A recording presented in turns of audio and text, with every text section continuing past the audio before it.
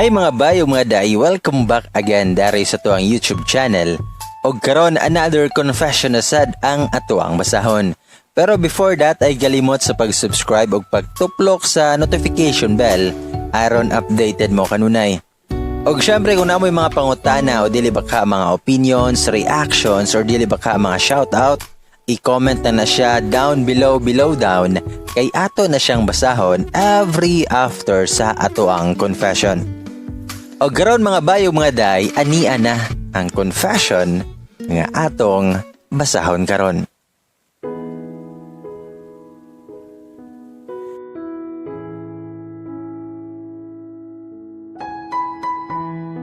Hi bay, og sa tanang mga naminaw karon. I am from Cebu and I once went to UC pero mi transfer ko due to family business and stuff. So magsugod na ko. So like I said, may transfer ko from UC to another city far from Mindanao. Nagboard ko sa usa ka boarding house tapit sa ko ang new school. I-expect yun ko nga wala ko'y mga close dito. So ga-start na ko klase na ko ato. Then, suddenly, na ako'y nadunggan nga gahilak sa may hallway. May diretso ko sa CR sa babae, kay nadunggan ako dito. Aha ka jud bay. Abi na ko gikalag ko ato. Pero I found this girl nga gatok-ong tungod sa samin. Of course, kay medyo awkward manggod no if musod ko. So naara ko sa pultahan, taniana ako niyag. Hi, nakay problema? She rushed to me and hugged me tightly. Ungot ko ato din after some time, natuklod na ko siya kay nakuyawan ko, di nahay mas-masa na bitaw. She's wearing our school's uniform, glasses and a pair of colorful and printed socks. Like who would wear those kind of socks sa college? Nagdungo siya so di na ako maklaro iyang face, tapos ni-reflect ang suga sa iyang glasses. Dayon nabantayan ako nga mi-smile siya, so natingala ko kay ngano siya.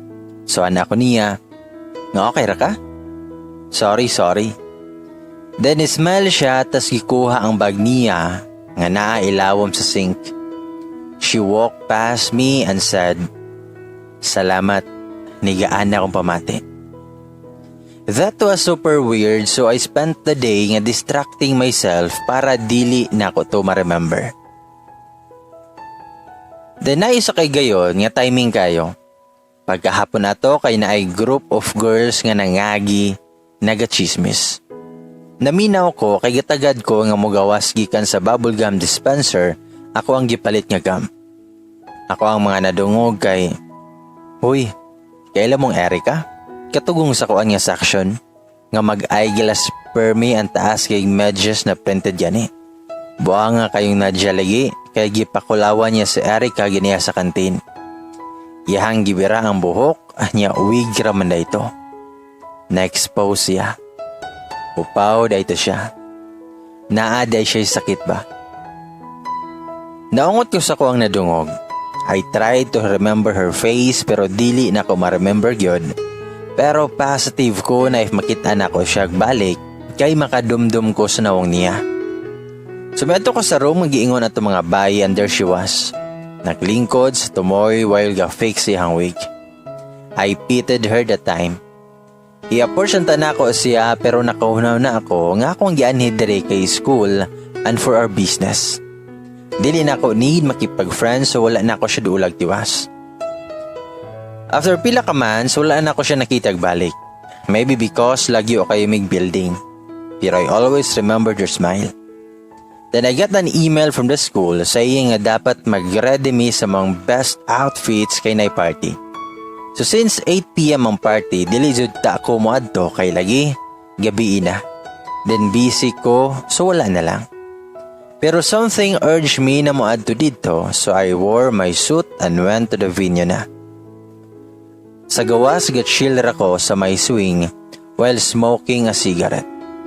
Nainihapak sa akong kamot so nabuyan ako ang sigarilyo. Ningon siya nga, "That's bad for your health, mister." She said and smiled. She has real hair now, but I still didn't find her pretty. Not to boast pero some people saying arangan jud daw ko. I smiled and said, "Nasos, tuman ko eh." She sat sa swing next to me and said, "Erika." Ni-smile ang sad ko ang gipaila-ila. After that day, I posted sa FB na need na kong girl nga mo company na ako sa ball sa mga business. Then DM siya na ako. And that's when we started talking. Besides, what could go wrong? So for 2 years, gisamahan na mo ang each other always. I felt no strings jud sa okay ra ko. Then I was shocked kay wala na ko niya gi-contact for 2 months. I waited for her. I asked for her address and I even visited her house pero wala jud tao. Pero milang maid, I missed her badly. Then one day, someone knocked on my door and handed me a small chalkboard nga nay sticky notes nga naka-attach. She said she was Erika's mom. She left without saying any other word. Her eyes were puffy so I got worried. There were 20 sticky notes. The top part of the board was a printed nga, "My love, may you find the one for you." Calligraphy design ng heading. Ug mao kini ang naa sa 20 ka sticky notes.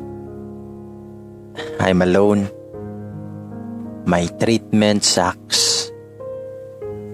Ahaka nga kimo. Ahaka. Makapurdoy mani nga treatment oy. Why did she have to do that? Referring to the girl who snatched her wig. I finally met him. Is this what they call destiny? I saw Clyde outside our homeroom.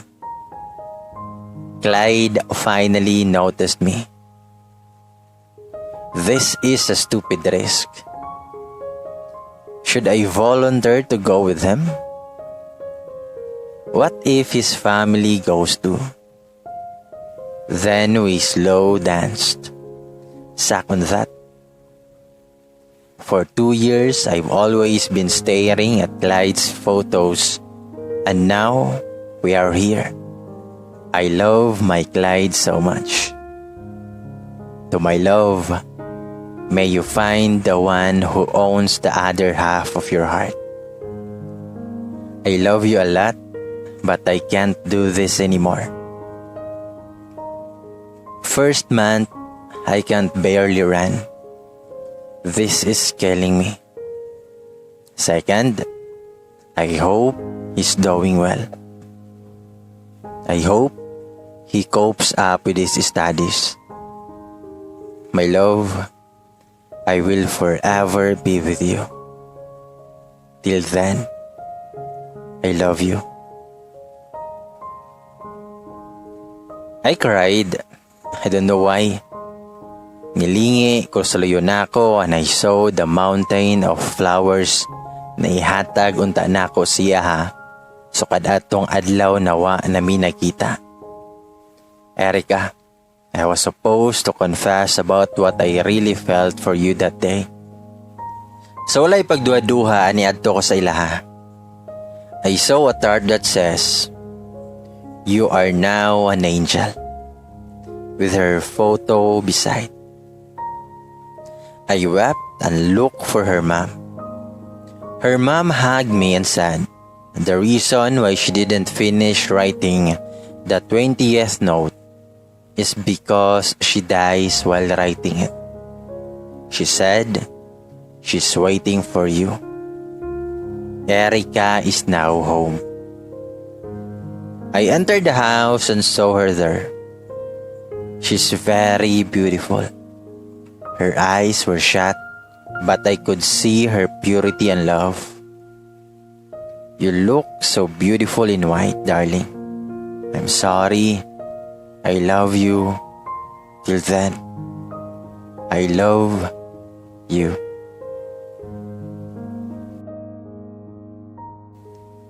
Ladies and boys, mao ka na ang confession ni Clyde.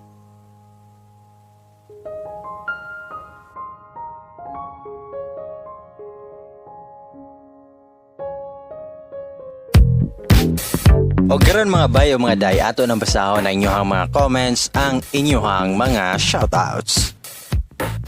Una saying hi and shoutout kang Christy Kusip. Ingan siya nga hi bye. Pa-mention naman dyan, bisan asa rajud ko ani ba na sa Facebook na po diri. Salamat kayo kang Christy Kusip. Og hi pod kang Jessa Miho, sugwapo kay kag tingog kuya. Salamat. Hi kang The Countdown. Crush ko yung nag-tell sa story. Hi kuya. Unsa kay mong story no? Okay ra kong story. Hi kang Christine May Anggo na story.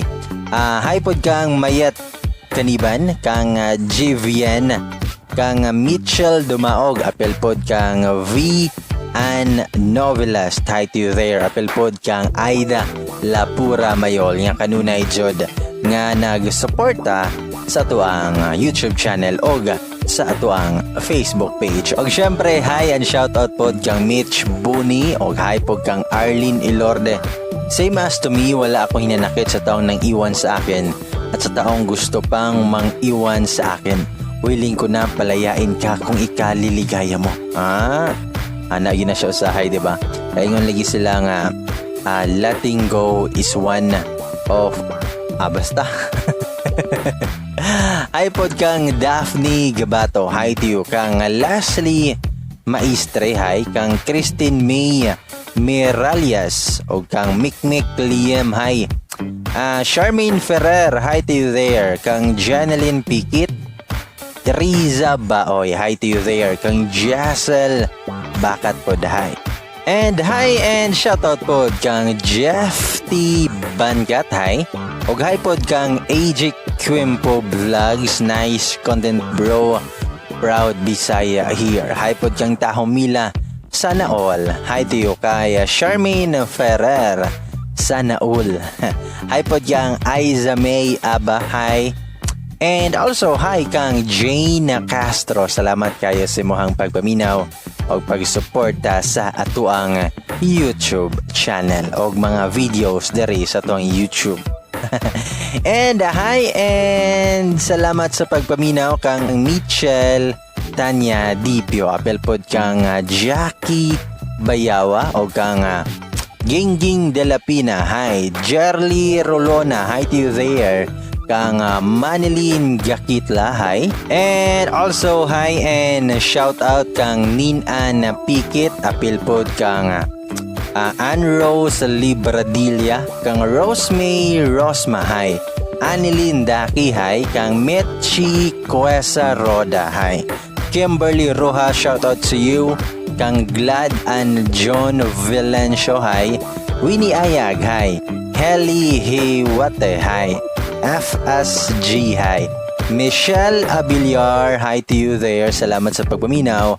Jessa Furog. Apel pod kang Divina Cultura. Sheila Marie Orapa. Hi. Kang Aris Para Diro. Beverly Mabong. Hi. Jashmi. Hi. Jok Ipundalan. Hi. Salamat kayo. Jerel Maglasang, Christina Bangkoy, kang Chichin Racho, o syempre sa tanan-tanang mga shoutouts na comments nga dili na kumabasa. Hi og daghang salamat kayo sa inyong pagpaminaw o pagsuporta kanunay sa tong YouTube channel o sa tuang Facebook page. O syempre kung wala pa mo nakasubscribe, subscribe na mga buys and dice. Sa makausapa, daghang salamat jud kaayo sa kanunay nga pagpaminaw hangtod sa sunod nga confession na lang. Ako, si Bayo Gamay moingon og amping ta kanunay, padayon lang, walay mo surrender, walay mo give up. Kaya, salamat.